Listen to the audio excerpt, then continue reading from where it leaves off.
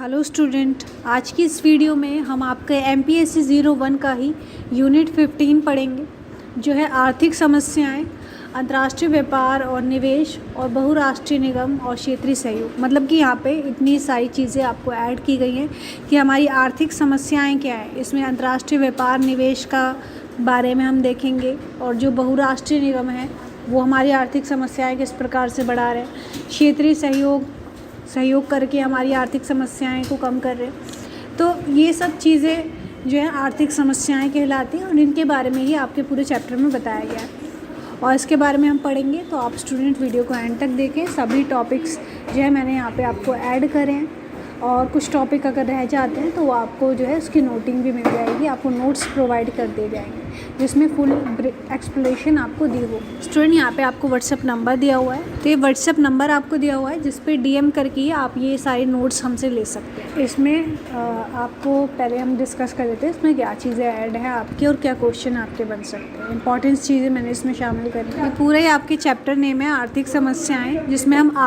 अंतर्राष्ट्रीय व्यापार और निवेश को पढ़ेंगे। सबसे पहले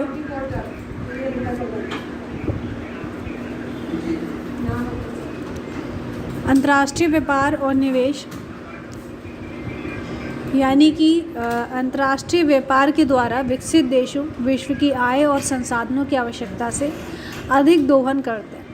अंतर्राष्ट्रीय व्यापार हमारा जैसे भूमंडलीकरण की वजह से हमारे जो संबंध बने हैं और भी देशों से, हम अपनी तकनीकी उन्हें देते हैं, उनके साथ व्यापार समझौता करते हैं, तो इसके क्या जो है हमारी समस्याएं उत्पन्न होती है, इसके बारे में यहाँ पे हम पढ़ेंगे। तो अंतर्राष्ट्रीय व्यापार के द्वारा विकसित देशों विश्व की आय और संसाधनों की आवश्यकता से अधिक दोहन करते हैं।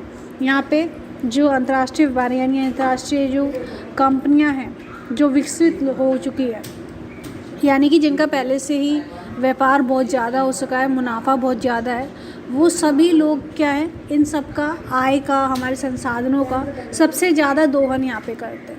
सबसे ज़्यादा यूज़ उनके द्वारा यहाँ पे हो रहा है। जो विकसित देश हैं वही सारे फ़ायदे जो व्यापार के लिए बनाए गए हैं, चाहे विश्व बैंक बनाया हो और भी जो संस्थाएं बनाई गई हैं जो हमारे व्यापार में मदद करती हैं, तो ये सबसे ज़्यादा फ़ायदा किसको पहुँचा रही हैं, हमारे जो विकसित देश है। जैसे कि अमेरिका इसमें सबसे ज़्यादा इम्पॉर्टेंट है, और अमेरिका जो है सबसे ज़्यादा फ़ायदा यहाँ पे कमा रहा है अंतर्राष्ट्रीय व्यापार की वजह से, और जिससे गरीब और कमज़ोर देश जो है यहाँ पे घाटे में आ रहे हैं। यहाँ पे सॉरी स्टूडेंट, यहाँ पे स्पेलिंग मिस्टेक है, यानी कि गरीब और कमज़ोर देश यहाँ पे क्या है, तो उनको घाटा हो रहा है सबसे ज़्यादा, और बाकी देश यहाँ पे विकास कर रहे हैं। तो विकसित देश जिसमें अमेरिका विशेष है, ये कोशिश कर रहा है, जितने भी विकसित देश है खासकर अमेरिका, ये कोशिश करता है कि अंतर्राष्ट्रीय मुद्रा कोष, विश्व बैंक, अंतर्राष्ट्रीय वित्तीय संस्थाओं के ज़रिए विकासशील देशों की आर्थिक नीतियों को नियंत्रित कर सके।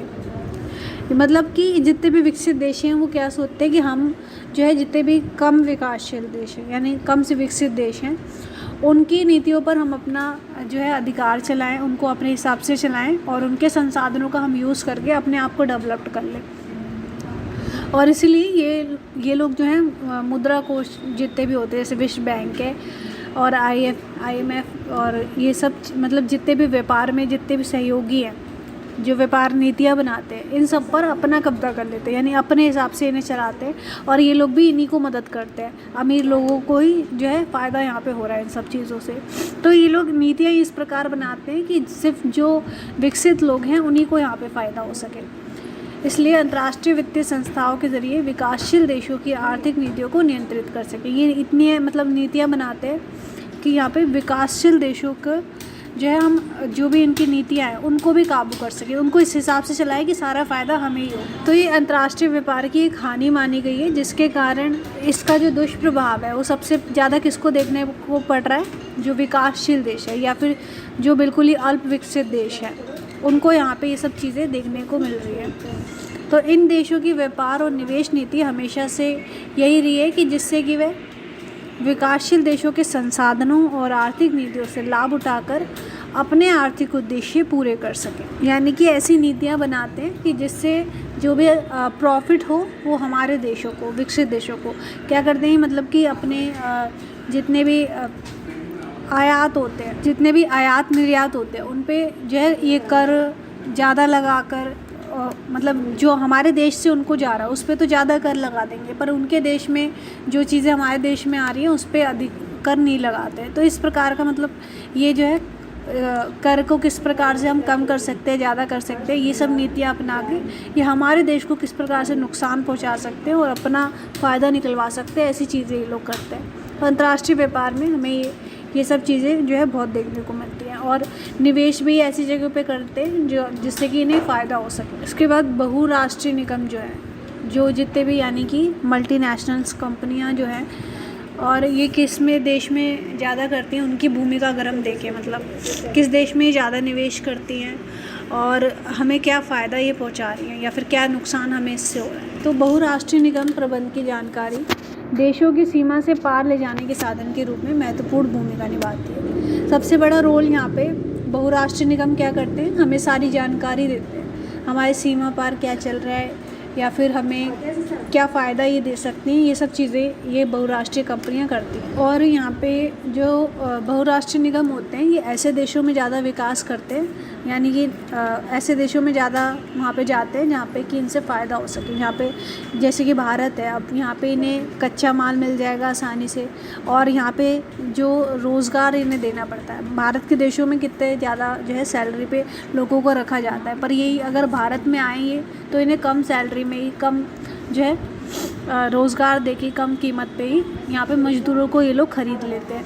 तो आसानी से हमारे लोग जो है ये काम कर लेते हैं कुछ पैसों के लिए और यहाँ पे जो है कच्चा माल भी बहुत मिलता है भारत में। तो इस वजह से ये कंपनियाँ ज़्यादातर ऐसी जगहों पर जाती हैं जहाँ पर जो है हम इन्हें फ़ायदा हो सके, इनके जो है लागत जो होती है वो कम लगे और फ़ायदा ज़्यादा हो। तो ऐसी कंपनियों को, ऐसी जगहों को मतलब ये ढूंढती हैं और वहाँ पे अपनी कंपनियाँ खोलती हैं, इसलिए इस वजह से भी हमारा नुकसान होता है। पर फिर भी यहाँ पे कहा जाता है कि बहुराष्ट्रीय कंपनियाँ हमें किस तरह से जो है फ़ायदा पहुँचा रही हैं। अब ये जाएंगी किसी देश में तो किसी ना किसी देश को कुछ फ़ायदा तो देंगी, जब भी वो देश अपने देश में कोई कंपनी खोलने देगा। तो इसी के लिए ये लालच देती है उन देशों को ताकि वो हमें कंपनी खोलने दें। तो अधिक वेतन देती है और हिसाब किताब में अधिक ईमानदारी बरतती है, यानी कि हमें ऐसे दिखाती है कि हमें जो है बहुत ज़्यादा यहाँ पे इनका वेतन दिया जा रहा है, पर इनके देशों में जो वेतन दिया जाता है उससे वो वेतन बहुत कम होता है और ये चीज़ हमें जो है नहीं पता होती। इस वजह से ये हमारे जो है नुकसान ही हो रहा होता है। वेतन ज़्यादा करों की अदायगी करती है, हमें यहाँ पे ये तो बोला जाता है कि जो है ज़्यादा कर देगी, मतलब कंपनी को अगर कुछ भी फ़ायदा होता है तो उसका कुछ परसेंट जो है उस देश को देना होता है उसे।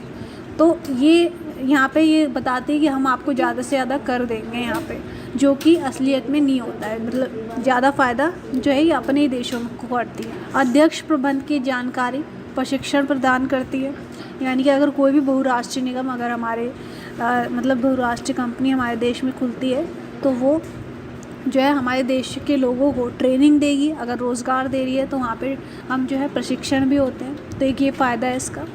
और बेहतर सामाजिक सेवाएं तथा रोज़गार से अधिक आकर्षक अवसर देती है यहाँ पे कि हम आपको अधिक अवसर देंगे, यानी कि अधिक रोज़गार देंगे, जिससे मतलब ऐसे कई अवसर ये लोग खोलते हैं और हमारे देश में ही रह के जो है हम आपको कई सामाजिक सेवाएं यहाँ पे प्रोवाइड करेंगे, यानी आपके देशों को जिससे फ़ायदा होगा ऐसी चीज़ें हम करेंगे। तो ये सब चीज़ें यहाँ पे इनके द्वारा देने को कहा जाता है। पर यहाँ पे जो है हम बहुराष्ट्रीय कंपनी के नुकसान में ऐसे मैंने आपको बता दिए।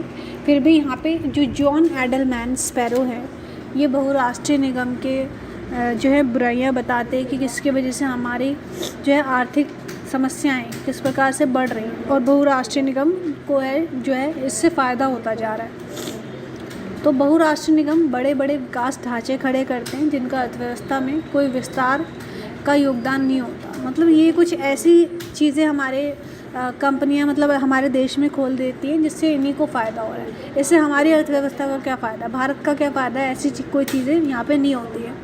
ये जॉन एडलमैन स्पैरो कह रहे हैं कि बहुराष्ट्रीय निगम जो है अपने फ़ायदे के लिए काम करती है। बहुत कम स्थानीय लोगों को रोज़गार मिलता है और अनएम्प्लॉयमेंट हम अभी भी देखते हैं, जैसे कि अपने देश में कई लोगों को जो है अभी भी रोज़गार नहीं मिल रहा है। पर यहाँ पे कहा जाता है कि बहुराष्ट्रीय निगम अगर आएंगे हमारे देश में तो इनसे हमारे देशों को रोज़गार मिलेगा। तो यहाँ पे एडलमैन यही कहते हैं कि हम अभी भी कई लोगों को रोज़गार नहीं मिला है, सिर्फ कुछ ही लोगों को स्थानीय लोगों को रोज़गार मिलता है। लाभ से प्राप्त आमदनी अपने देशों को भेजी जाती है। मतलब कि इनको जितना भी मुनाफा होता है वो सब पहले ही ये लोग अपने देशों में भेज देते हैं, फिर हमारे देश को जो है बहुत ही कम कीमत ये चुकाते हैं। सामान उसी देश से नहीं बल्कि बाहर भी प्राप्त किया जाता है। अगर मतलब कि जो भी कच्चा माल है, अगर हमारे देश में वो चीज़ महंगी मिल रही है तो ये अगर उस देश में तो काम करेंगे, पर कोई दूसरे देश का सामान ये लोग लेते हैं। जैसे अगर चीन से वही माल इन्हें सस्ता मिल रहा है तो वहाँ से ये लोग खरीद के हमारे देशों में उसे बेचेंगे, या फिर जो भी इनको प्रोडक्ट बनाने के लिए कच्चा माल चाहिए होगा ये दूसरे देशों से यहाँ पे ले लेते हैं। विकसित देशों से कारोबार को उन विकासशील देशों में लगाते हैं जहाँ मजदूर सस्ते हों।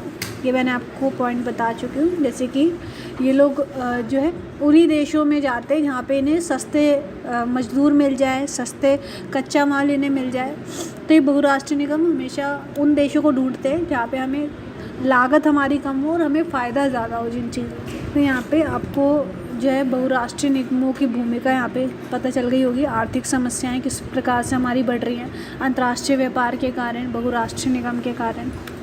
और इसी प्रकार क्षेत्रीय सहयोग एक प्रकार से यहाँ पे इसके पॉजिटिव पॉइंट्स ही देखे जाते हैं कि क्षेत्रीय सहयोग यानी कि कुछ देश क्या करते हैं आपस में मिलके, मतलब उसी देश के अंदर, जैसे आसियान है, सार्क है, अपने ही क्षेत्र के जो लोग हैं उनको मिलाकर आपस में किस प्रकार से हम सहयोग कर सकते हैं व्यापार में। अगर किसी देश के पास जो है निवेश कम है तो उसको हम फ़ायदा पहुंचाएं, उसको भी विकास करें साथ में। तो ये क्षेत्रीय सहयोग इसलिए इन्हें कहा जाता है कि अपने ही क्षेत्रों को जो है सहयोग देती है और उनका विकास करने में हेल्प करती है। तो क्षेत्रीय संगठनों की मौजूदगी 1945 के बाद के अंतर्राष्ट्रीय संबंधों के सबसे महत्वपूर्ण घटना है। यानी कि आज़ादी के बाद से 1945 के बाद से हमारे देश में क्षेत्रीय सहयोग के जो है संगठन यहाँ पे देखे गए, जिसमें सबसे जो है महत्वपूर्ण है आसियान, सार्क, यूरोपीय संघ और एपेक। इन सब के बारे में मैंने आपको जो है अपनी पिछली वीडियो में भी बताया है। आसियान और यहाँ पे सार्क की बात की है, सार्क और यूरोपीय संघ, मतलब इन चीज़ों चारों में से अगर आपको कुछ के बारे में भी पता है उनके क्षेत्रीय सहयोग तो आप लिख सकते हो। और सार्क और यूरोपीय संघ पे मैं अपने पिछले चैप्टर्स आप देख सकते हैं। भारत के अमेरिका यूरोपीय संघ, ये आप हमारी वीडियो देख सकते हैं। और भारत और इसके पड़ोसी देश सार्क, ये आपको एक टॉपिक है हमारा पिछली वीडियो का, तो उसमें आपको पूरा ब्रीफ में इसके बारे में क्या क्या क्षेत्रीय सहयोग है इनके, मतलब क्या क्या चीज़ें इन्होंने जो है आपस में दी हैं और कौन कौन से देश इसके अंदर शामिल है, किस प्रकार से वो सहयोग करते हैं, ये सब चीज़ें आपको पता होनी चाहिए। तो ये अलग से एक वीडियो बनाया गया इसके ऊपर, वो आप देख सकते हैं। और ये वो सभी संगठनों यहाँ पे जो है 1945 के बाद से ये संगठन बने हैं और इन्होंने काफ़ी फ़ायदा इसकी वजह से देशों को होता है। आपस में ही सहयोग कर लेते हैं, जो भी चीज़ें किसी देश के पास कम होती है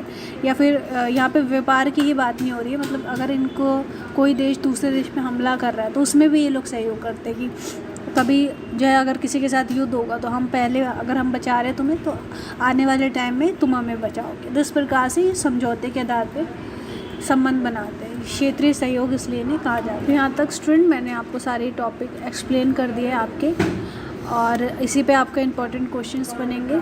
ये सब चीज़ें आपको क्लियर होनी चाहिए। यहाँ पे मैंने आपको शॉर्ट में नोट्स दिखाए हैं और इसका ब्रीफ एक्सप्लेनेशन जो है आपको नोट्स में प्रोवाइड हो जाएगा, वो आप ले लें हमसे। कमेंट में आप हमें बता सकते हैं स्टूडेंट अगर आपको नोट्स चाहिए इसके अलावा स्टूडेंट अगर आपका कोई नेक्स्ट टॉपिक होता है तो भी आप हमें कमेंट में बता सकते हैं। कोई भी अगर आपको डाउट हो इसी वीडियो में, कोई टॉपिक आपको जो है और अच्छे से समझना हो, एक सेपरेट वीडियो अगर आपको चाहिए तो वो भी आप हमें बता सकते हैं। Thank you so much students video को एंड तक देखने के लिए।